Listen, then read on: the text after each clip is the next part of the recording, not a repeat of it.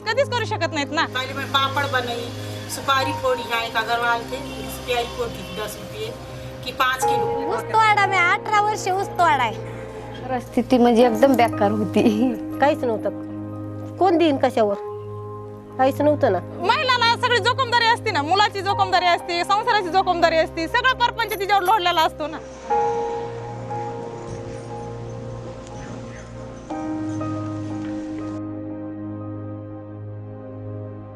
पहिल्यांदा आमचे मालक विंड्रेल पेले होते, त्यांना एक एकर इकली, घर पण इकलं होतं, तिकडं राहायचं काहीच ठेवलं नव्हतं। निके माणसं दुसऱ्या माणसाकडे आम्हाला पैसे मागायला जावं लागायचं एखाद्या वेळेस अडचण जर आली। परत ते जळून मेले, मग कर्ज करून शाने पियत होती। मग आमच्या मुकाट्या केल्यामुळे त्याने आत्महत्या केला कर्जामुळे। 5 रुपये शाकड्याने त्यांचे पैसे आम्ही काढायचो, म्हणजे सावकाराकडून।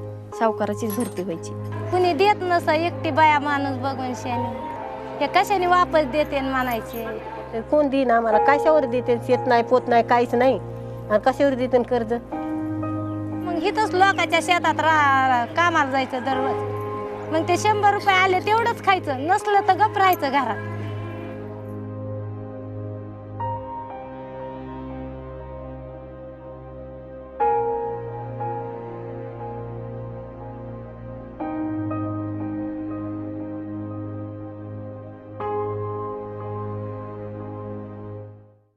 जेव्हा गावामध्ये ग्रुप चर्चा किंवा बैठका व्हायच्या तेव्हा बायका असं म्हणायच्या की तुम्ही आमच्यासाठी भरपूर दुसरं काही सांगतायत, पण आमच्यासाठी कर्ज उपलब्धीसाठी काहीतरी करा। त्याने आम्हाला सगळी समस्या त्यांनी समजून सांगितली, मग आमच्या डोक्यात बसलं। मग आमच्या साईटवर बचत गटच नव्हता आतापर्यंत, मग आम्ही सगळ्या महिला म्हणलो की आपला बचत गट हे चालवायचाच। हालत बेकार होती ना, म्हणून शाने गटात आलो। अशीच एक आमच्या ओळखीची मैत्रीण होती, त्यांनी माझी परेशानी होती ना लई, मग त्या म्हणल्या बचत गटात राहतो मी, म्हणलं बरं आहे। मग तिथून अर्चना मॅडमला बोलून घेतलं। सुरुवातीच्या काळात बचत गट काय आहे हे बऱ्यापैकी लोकांना माहीत नव्हतं। शासकीय परिपत्रक निघून बचत गट सुरू झाले पाहिजे ह्या पातळीवर ते काम सुरू होतं। ज्या काही थोड्याफार संघटना होत्या ज्यांना चळवळीच्या अंगलनी बचत गट चळवळ वाढली पाहिजे असं वाटतं, आणि बचत गट चळवळीचा फोकस हा परिवर्तनासाठी असला पाहिजे, बदलासाठी असला पाहिजे, अशा संस्था ह्या कामामध्ये पडल्या। 2001 पासून समता प्रतिष्ठानमार्फत आम्ही बचत गटाचं काम सुरू केलं। जेव्हा गट सुरू व्हायचा तेव्हा साधारण वर्षभर 1.5 वर्षापर्यंत त्याचे व्यवहार सरळ साधे असायचे, सोपे सुटसुटीत, त्याच्यामुळे ते मॅन्युअली करायला काही फारसा प्रॉब्लेम नाही यायचा। बचत गटाचं जेव्हा वय वाढतं तेव्हा हिशोबसुद्धा वाढतात, त्यांचा टर्नओव्हर वाढतो, आणि त्यामुळे त्यातली क्लिष्टता पण वाढते। अंतर्गत कर्ज वाटप सुरू होतं आणि लाखावर व्यवहार जातात, तेव्हा सभासदांना त्यांचे आर्थिक व्यवहार पूर्ण करण्याची जी काही क्षमता आहे ती कमी पडते, आणि मग त्या महिला तो व्यवहार म्हणजे ते सगळे हिशेब ठेवायचा कंटाळा करायच्या, किंवा मग त्यांना ते जमत पण नव्हतं। त्यांनी किती जरी प्रयत्न केला तरी 3-4 वर्ष झालेल्या गटाचे सगळे व्यवहार पाहणं, ते टॅली करणं, याला किमान 4-5 तास लागायचे, आणि त्याच्यामुळे कार्यकर्त्याकडे एवढा वेळ नसायचा। त्यांचे रेकॉर्ड बुक ओके कीप करून लिहिणं, त्यांच्यावर पासबुकवर खतून देणं, सगळ्या पावत्या बनवणं, सगळं ह्याला जवळजवळ आमचे 2 ते 2.5 घंटे 3 घंटे जायचे एका मीटिंगला। काम वाढायला पण वेळ कमी पडायला आम्हाला। जे गटांचे आपण हिशोब करतो मॅन्युअली त्या रेकॉर्डवरती, त्याच्यामध्ये बऱ्याच गोष्टींचा फील्ड ऑफिसरला त्रास होत असतो। ते रेकॉर्ड बुक आम्ही लिहून द्यायचो, त्याच्यात ते जसं नावं टाकणं, त्यांची बचत टाकणं, पाठीमागाली बचत किती झाली पाठीमागाल्या पानावर घेऊन पुढे घेणं, आणि ते घेऊन सगळा हिशोब करणं। जर कर्ज वाटप असेल तर कर्जाच्या एंट्री घेणं, अंतर्गत असो किंवा बँकेचा असो, ह्या काही एंट्री घेणं, खाली ताळेबंदमध्ये हिशोबामध्ये थोडीशी चुकाचूक व्हायची आमच्यावली, मग ते चुका झाली की पुन्हा पुढच्या महिन्यात दुरुस्त करू म्हणून बघू पुढच्या महिन्यात, असं म्हणून ते मागं पडायचं। हिशोब म्हणजे लिहून लिखाण करून ठेवायचे ना, त्या म्हणजे कोणाचा कधी घोळ यायचा, कधी काही व्हायचं। आपण कमी व्याजाचं कर्ज लोकांना उपलब्ध व्हावं, त्यांची सावकारापासून मुक्तता व्हावी म्हणून हे काम सुरू केलं। 1951 सालची आकडेवारी पाहिली तर एकूण कर्जामध्ये सावकारी कर्जांचं प्रमाण हे जवळजवळ 91-92% होतं, आणि मग बँका, पतसंस्था अशा वित्तीय संस्थांकडून मिळणाऱ्या कर्जांचं प्रमाण 8%च्या आसपास होतं। आत्ता सावकारी कर्जाचं प्रमाण जवळजवळ 35 ते 37% कमी झालेलं आहे, म्हणजे त्यातनं नक्कीच मुक्तता झाली। आंध्र प्रदेशमधील MFIचं उदाहरण अत्यंत दुर्दैवी आहे असंच म्हणावं लागेल। तेथील बायकांना आर्थिक आरिष्ट्यातून बाहेर काढण्याकरता दिली गेलेली कर्ज ही सावकारी व्याजदरानेच दिली गेली होती। या कर्जांची परतफेड न करता आल्यानं व यामुळे समाजात पत खालवल्यानं तेथील अनेक बायकांनी आत्महत्येचा दुर्दैवी पर्याय निवडला. अगदी अलीकडे म्हणजे सप्टेंबर 2013मध्ये केम्ब्रिज विद्यापीठानं जगभरातल्या बचत गट चळवळींचा आणि मायक्रो फायनान्स इन्स्टिट्यूशन्सचा एक अभ्यास केला आहे. आणि तो अभ्यास केल्यानंतर त्या परिस्थितीचं म्हणजे चळवळीची आत्ता काय परिस्थिती आहे याचं वर्णन करताना केम्ब्रिजच्या या अहवालाने असं म्हटलेलं आहे की micro finance institutions and SHG movements are poster child of exploitation of the वल्नरेबल्स.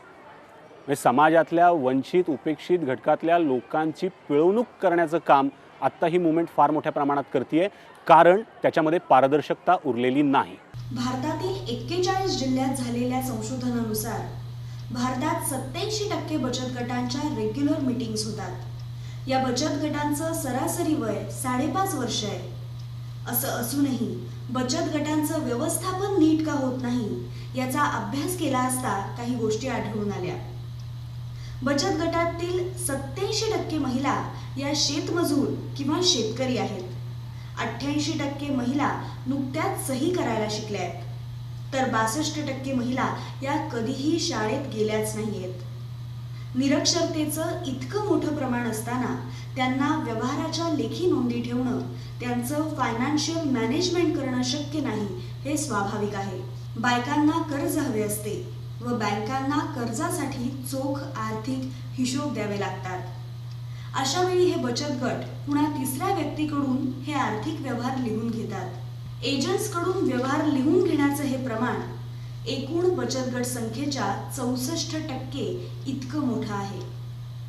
एजंट्सने जुळवाजुळव केलेल्या हिशोबांमध्ये अपारदर्शकता असते आणि अर्थातच अशा बचत गटांना कर्ज नाकारले जाते.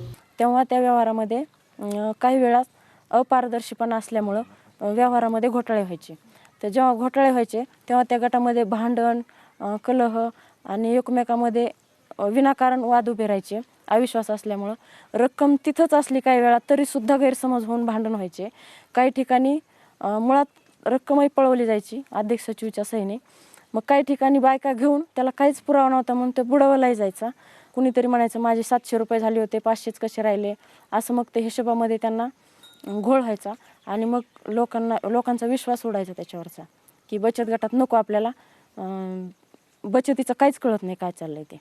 लुधियाना विद्यापीठातल्या काही संशोधकांनी एक फार इंटरेस्टिंग स्टडी केला आहे. बचत गटातल्या महिलांना जाऊन त्यांनी 2 प्रश्न विचारले की एखादा बचत गट यशस्वी होतो म्हणजे नेमकं काय होतं आणि तो यशस्वी का होतो. 78% महिला असं म्हणतात की आम्हाला जर योग्य वेळी ट्रेनिंग मिळालं तर आम्ही चांगल्या पद्धतीने काम करू शकतो आणि आम्ही यशाकडे जाऊ शकतो. 75% महिला असं म्हणतात की गटाचं नेतृत्व कोण करतं आणि किती चांगल्या पद्धतीनं करतं याच्यावरती पण गटाचं यश अवलंबून असतं. 65% महिला असं म्हणतात की बचत गट जर आपल्या व्यवहारामध्ये पारदर्शकता आणू शकला आणि पारदर्शकता राखू शकला तर आणि तरच तो गट यशस्वी होतो. व्यवहार पारदर्शक ठेवण्याची व्यवस्था मिळाली तर बचत गट यशस्वी होऊ शकतो असं स्वतः महिला सांगतात. म्हणजे महिलांनी बचत केली पाहिजे, त्यांना कर्ज मिळाले पाहिजे, कर्जातनं त्यांनी उद्योग उभे केले पाहिजेत, त्यांनी बनवलेल्या मालाला मार्केट मिळालं पाहिजे, याच्यासाठी प्रयत्न केले जात आहेत. पण हे सगळं करताना ज्या व्यवहारावरती हे आधारलेलं असतं त्या व्यवहाराची योग्य नोंद कुठेतरी ठेवली पाहिजे. बचत गटाच्या नावाखाली खूप महिलांना म्हणजे बऱ्याच ठिकाणी लुबाडलेलं म्हणा किंवा नकारात्मक अनुभव पण महिलांना आलेले असतात की त्यांच्या, आणि हे सगळे आर्थिक व्यवहारांशी जोडलेले असतात. लिहिल्यावर कमी लिहितात, जास्त लिहितात पैसे भरलेले. मग असे गट बंद पडले आमच्या इथले. ह्या पातळीवर ही बचत गट बंद पडणं हा सामाजिक प्रगती मंदावण्याचा एक प्रकार आहे आणि अशा टप्प्यावर ही प्रगती मंदावू देणं हे सामाजिक कार्यकर्त्यांना परवडणारं नाही आहे. समाजाच्या विकासाच्या दृष्टीनं हे अयोग्य आहे आणि अशा वेळेला मग त्यातून काय मार्ग काढता येईल असा विचार चालू असताना आधुनिक तंत्रज्ञानाचा स्पर्श हा बचत गट चळवळीला देता आला पाहिजे. ह्या अनुषंगानं आम्ही काही मंडळी एकत्र आलो. असं काहीतरी एक नवीन पाहिजे गटासाठी की हे सगळे मॅन्युअली रेकॉर्ड हे असं ह्याच्यामध्ये बराच वेळेस केला किंवा लिखापडील जमत नाही तर हे असं काहीतरी पाहिजे की महिलाचं तंत्र महिलाच्या हाती. तंत्रज्ञान असं असलं पाहिजे ज्याने गाव पातळीवरती, वस्ती पातळीवरती महिलांच्या गटांमधलं महिलांचं डायनॅमिक्स बदलायला मदत केली पाहिजे. असं तंत्रज्ञान आपण डिझाईन करू शकतो का, हा शक्तीसमोरचा प्रश्न होता. बचत गटाच्या हिशोबासाठी आणि त्यांचं जे MIS आपण म्हणतो, मॅनेजमेंट इन्फॉर्मेशन सिस्टीम, किंवा त्यांचे जे ठराव असतात आणि ह्याचं संगणकीकरण कसं करता येईल. आणि ह्या दृष्टिकोनातून आम्ही जेव्हा हे केलं तेव्हा वेब बेस्ड टेक्नॉलॉजी त्यांना पुरवावी हा विचार समोर ठेवण्यात आला.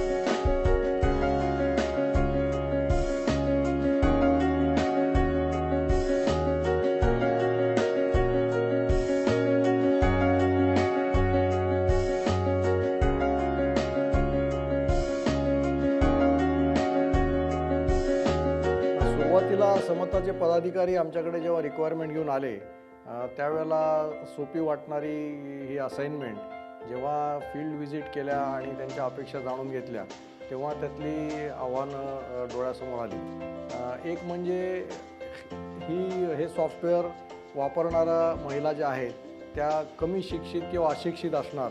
एक 8वी ते 10वी पास झालेली व्यक्तीसुद्धा हे सॉफ्टवेअर चांगल्या रीतीने वापरू शकली पाहिजे, हे एक आव्हान होतं. आणि हे पूर्ण करताना कुठल्याही प्रकारचे बँकिंग लॉज किंवा नॉर्म्स रिलॅक्स करून चालणार नाही, कारण ही एक वित्तीय प्रणाली आहे. तर मग हे कसे महिला आहे तर मग त्याची एक शक्ती व्हायला पाहिजे, म्हणून असं शक्ती ह्याचं नाव आलं. हे तयार झाल्यानंतर आम्ही हे तंत्रज्ञान समता बचत गट पतसंस्थेला वापरण्यासाठी दिलं. शक्तीमध्ये जर आपण बचत गटाचा हिशोब ठेवत असू तर अतिशय पारदर्शक हिशोब आपल्याला मिळतात, वेळ वाचतो आणि सगळं ऑनलाईन आहे. कॅम्प्युटर जे भरतात ना ऑनलाईन जे आहे ना, मग त्याच्यावर उलट चांगलं आहे ना, हाताने लिहिण्यापेक्षा त्याच्यावर उलट चांगलं आहे ना. कारण ऑलरेडी त्याला त्याच्यात बनवूनच ठेवलेले असं की अरेंजमेंट की हिशोब ते कसे जुळावेत किंवा कसं ते सगळं सुटेबल सगळं केलेले.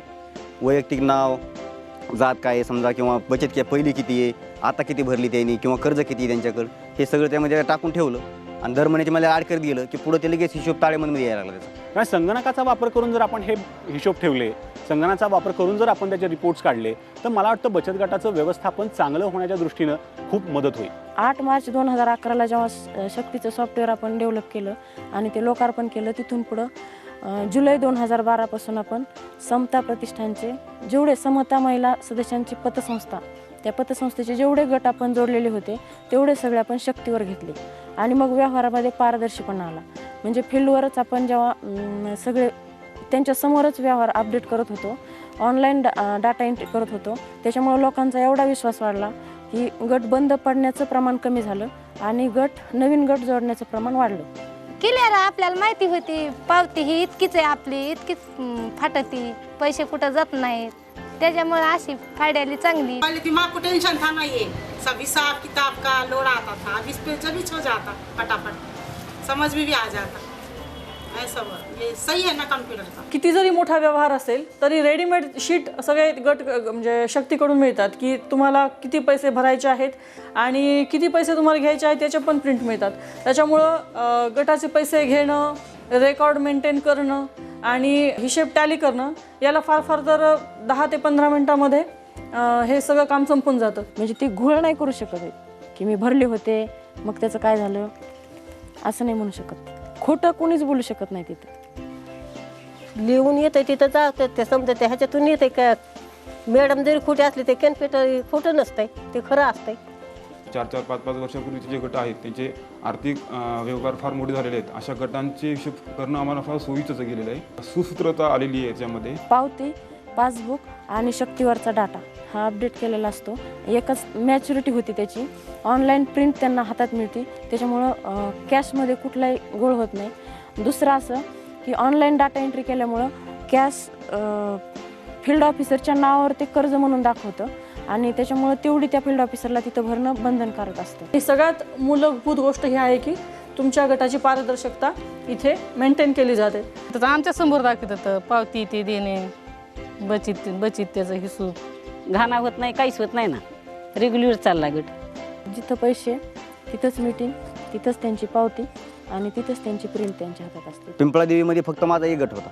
हे काम त्यांना पटल्याच्या नंतर त्यांनी मग आता एकूण 12 गट आहेत आजच्या लेवलवर, आणि 12 गट असून त्यांचे दर महिन्याची मला मंथली मिटिंग होत्या, त्यांची पूर्ण बचत जमा होती, टोटल लोक उपस्थित असतात मिटिंगला. एप्रिल 2013 ते डिसेंबरपर्यंत 70 गट आपले नवीन जोडले गेले. आधी जी टीम आहे त्या टीमला मला आधी मॅन्युअली हँडल करायला फार अडचण व्हायची, कारण की त्यांचे जे मॅन्युअली सगळे हिशोब असायचे ते मला ते एक एक पेज असे काढून बघावे लागायचे की हे बरोबर आहेत का.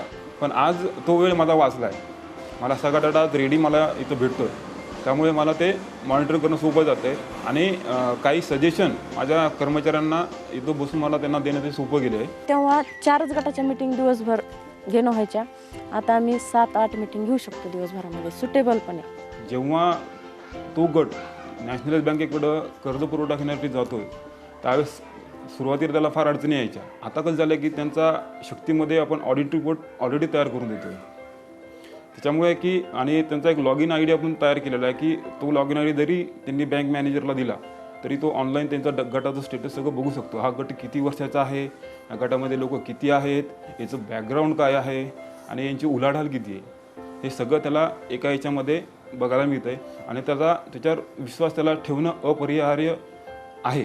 तंत्रशक्ती महिलांच्या हाती, म्हणजे आज जे विज्ञानाचं युग आहे त्याचा महिलांना काय फायदा होतो. बाकीच्या तर इतर म्हणजे नोकर वर्ग सोडला तर इतर ग्रामीण किंवा दररोज रोजीरोटी करून खाणाऱ्या बायकांना तंत्रज्ञानाशी काहीच त्यांचा संबंध कुठंच नसतो, तर हा बचत गटामार्फत जोडला गेला. आणि हे सॉफ्टवेअर आपल्या बोलीभाषेमध्ये असल्यामुळे 4थी शिकलेली बाईसुद्धा हे सॉफ्टवेअर हाताळू शकते. बचत गट ही त्यांची एक शाळाच आहे थोडक्यात, म्हणजे त्यांना तिथं शिकायला मिळतं. आणि कुठल्याही शाळा महाविद्यालयामध्ये ते आज जाऊ शकत नाही, तर अशा अंगठ्यावाल्या अनपढ बाईला तंत्रज्ञान म्हणजे काय तर ते शक्तीमधून माहीत झालं. तंत्रज्ञानाचा सपोर्ट मिळाल्यामुळे महिलांच्या शिक्षणाच्या प्रक्रियेला एक प्रकारची गती येऊ शकते. काळेगावमध्ये बचत गटाच्या मार्फत महिलांनी एकत्र येऊन दारूबंदी गावात केली गेली. बचत गटामुळेच एकत्र आल्या सर, त्या एकत्र बसत नव्हत्या महिला अगोदर, महिला एकत्र बसत नव्हत्या, बचत गटामुळे एकत्र बसायला लागल्या. एकत्र बसल्यामुळे त्यांच्यामध्ये एकजीवपणा आला सगळ्यामध्ये, आणि एक काहीतरी आपल्याला निर्णय घ्यायचा आहे पुढचं किंवा काहीतरी काम करायचं आहे आपल्याला, असं करून त्यांनी कामं सुरू केली. आपल्या काही महिला बचत गटामुळेच काही महिला सरपंच सध्या. महिलांच्या सक्षमीकरणासाठी बचत गटांनी खूप काळ चालू राहणे गरजेचे आहे. फक्त पैसे देणे घेणे हा बचत गटांचा निव्वळ उद्देश नव्हे. आर्थिक सक्षमीकरणाकडून सामाजिक सक्षमीकरणाकडे बचत गटांची वाटचाल चालू असली पाहिजे. आणि याच ठिकाणी शक्तीची भूमिका अत्यंत महत्त्वाची ठरते.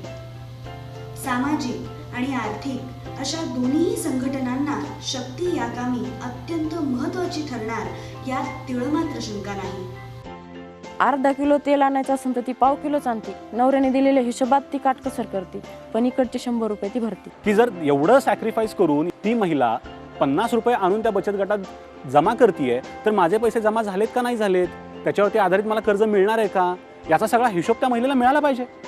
सो हे सॉफ्टवेअर एका अर्थानं त्या महिलेला व्हॅल्यू फॉर द सॅक्रिफाईस देतं. मी 100 रुपये टाकलेत, ते मला इथंही दिसतात आणि अजूनही कुठं जाऊन पाहिले तरीही दिसतात. म्हणजे एवढा विश्वास त्यांचा त्याच्यावर निर्माण झाला. आणि ऑनलाईन तिथे सगळे डेटा एंट्री होते. आता प्रत्येक वेळेला बॅक ऑफिसला तुम्हाला जावं लागत नाही. तुमचं जे काही गटाचे सगळे स्टेटस आहे ते तुम्हाला तिथेच पाहायला मिळतं. सर्व बँका ज्या आहेत त्या CBSE प्लॅटफॉर्मवर आहेत, पण समता पतसंस्थाचा उपक्रम जो असा आहे की हा CBSEच्या पुढे जाऊन आपण हे काम करतोय लोकांसाठी, म्हणजे बँक लोकांच्या दारात.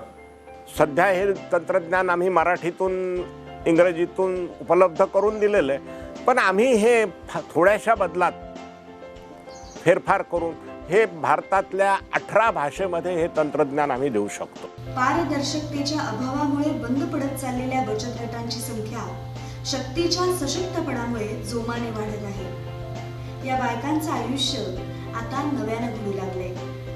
त्यातलीच ही काही बोलकी उदाहरणं.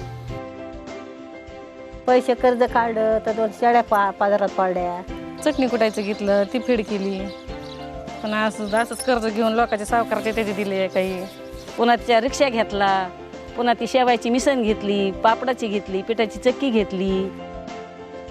बचत करून कर्ज घेतलं, परत मग सावकाराकडे जायची गरज नाही पडली. कर्ज फिटलं पाठीमागचं, तिथून धंद्याला पैसे उरले. पैसा दिसल्यामुळं काही बी करता येतं ना परत. मग त्याच्यामुळं माझं चालायला लागलं कुटुंब. ते पैसे नसते तर मी काहीच करू शकत नव्हते. पहिल्याने पिकोची मशीन घेतली, म्हणजे शिलाई काम करीत होते ना मी. साधं म्हणजे आपली साधी मशीन होती ही. परत मग डबल पाटची दुसरी मोठी मशीन घेतली, पिकोची घेतली. दुकान टाकलं, म्हणजे कर्ज त्यांनी मोठं दिलं ती परतफेड केल्यावर. सगळ्यालाच झाला फायदा. फायदा कुणाचा नाही म्हणून नाही, सगळ्याचाच फायदा आहे.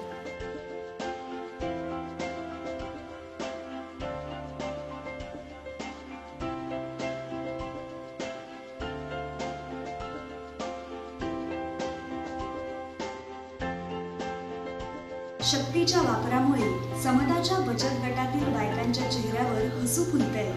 ही एक अतिशय आश्वासक गोष्ट आहे. बचत गटाच्या व्यवहारातील अपारदर्शकतेला शक्तीचा समर्थ पर्याय समोर आलाय. परंतु समता हे एका छोट्या प्रदेशातील एक उदाहरण. शक्तीच्या कार्याचा हेतू खऱ्या अर्थानं तेव्हाच सफल होईल जेव्हा महाराष्ट्रात व भारतात अशीच यशस्वी उदाहरणं सर्वत्र पाहायला मिळतील.